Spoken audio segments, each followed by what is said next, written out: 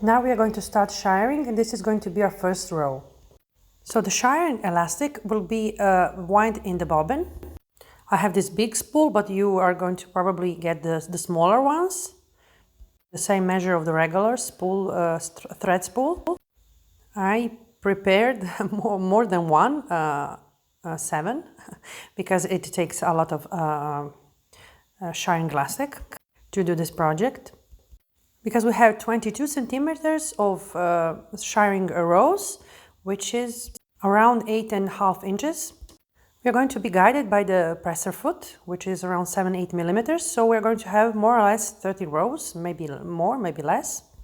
So from the first to the last row of the shirring, we have 22 centimeters.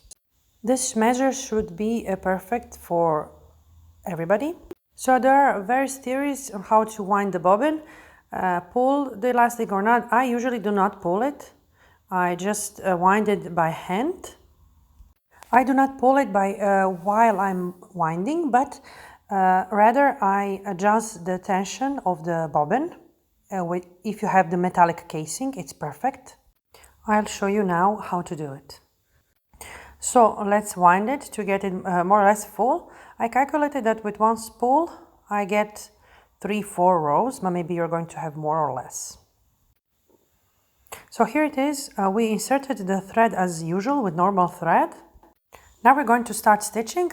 If we're not happy with how the elastic is ruffling, we are going to, you see this little screw? We can, in clockwise, we can pull the tension just a little bit at a time.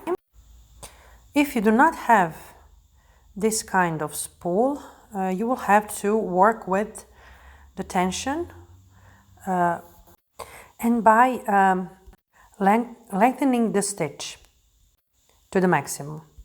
If even this does not work, you have to distribute the gathering by hand. Usually the issue comes with the first 3 rows, but then after it gets easier. I know there are sewing machines out there that whatever you do, they do not do the gathering properly. I have a sewing machine like this, Yuki. No matter what I do, it does not gather. So I have to do it all by hand. So I inserted the bobbin, and now, like usual, we are going to pull it out like the normal thread, you see. When we start with the first stitching, we should have the thread a little longer. You will see later why. Now, lengthen the stitch length. Mine is at 3, but maybe you will have to do it longer. First time, maybe you should try on a piece of paper, piece of fabric. Once you learn how to do this technique, it will go without problems. But in the beginning, maybe you should spend some time to figure out how to do it. Okay, let's start. So let's start. Keep one finger behind. You should do this with 2 hands. You will hear a strange sound with your machine, and it's normal. Just keep stitching, and maybe at some point, like this, let's just check behind if it's gathering or not. Here I already see that it does not gather properly. I'll do a couple of more centimeters and check. Okay, here you see, this is not enough. Now I'm going to undo it. I'm happy this came out so you can see how to solve issues. Now I'm going to pull a little bit the screw of the bobbin clockwise. Here you see I tightened it a little bit. Maybe before it was 9 o'clock and now it is 10 o'clock. If I can explain it this way. Just a little bit at a time, because it really changes a lot. Now I'm going to try it again. Now it's much better. Just know that the first row is not going to be very, very tight. It's going to get tighter the more rows you make. Going to get tighter. So don't expect that just in the beginning it's going to get much smaller.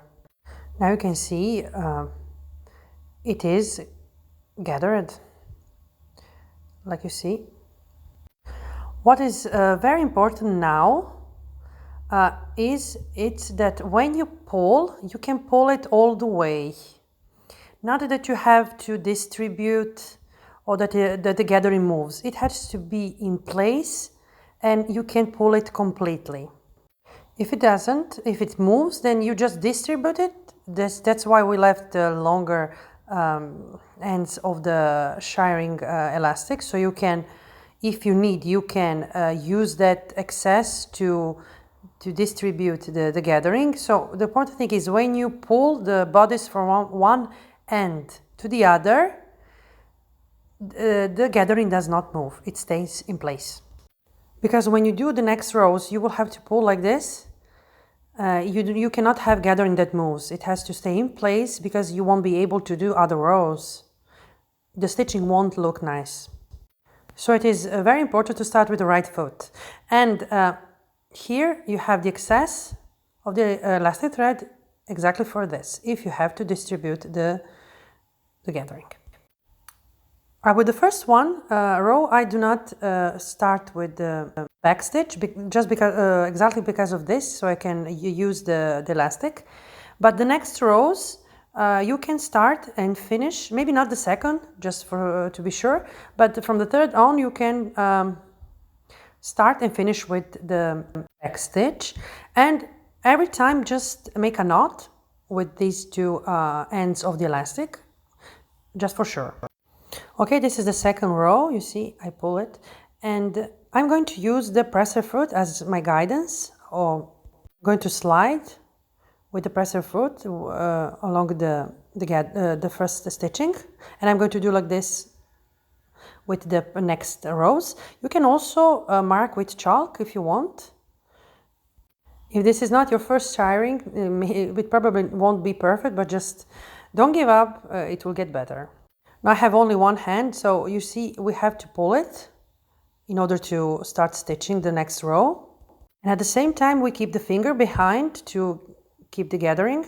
I really feel amazing in this moment using only one hand. And just like this, you go on all the 22 centimeters. You will hear a strange sound of the machine, it's normal. And maybe it's going to stitch a little bit slower. With two hands, it's going to be much easier.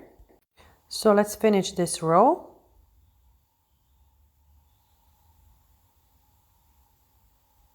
And here we have the second row, you see. And here I made a knot. I'm going to do this knot with every row, together with the back stitch at the beginning and the end, and cut the excess of the, okay. And here we are at half of our shirring. It's 11 centimeters, more or less. Now you can try it on already and see how it fits. If you only want the shirring on your bust and not on your waist, try it on and see if you want, I think you will need other 5 centimeters. Please consider that this upper piece is calculated. It goes to waist and then other 15 centimeters, which is 6 inches under the waist. And then it, with the ruffles, it starts widening. I started this way because I wanted to avoid that baggy effect on the hips, especially for a pear and hourglass body shape. I have hourglass body shape, and this is why I calculated this piece like this. So you see also the shape of the dress once wore on me. So in order to get that effect that gets widening or from a little bit under the waist, this is how it's going to be. So if you only want the shirring on your breast and then to get it start widening, consider this. Consider if maybe the length of this piece should be shorter or longer.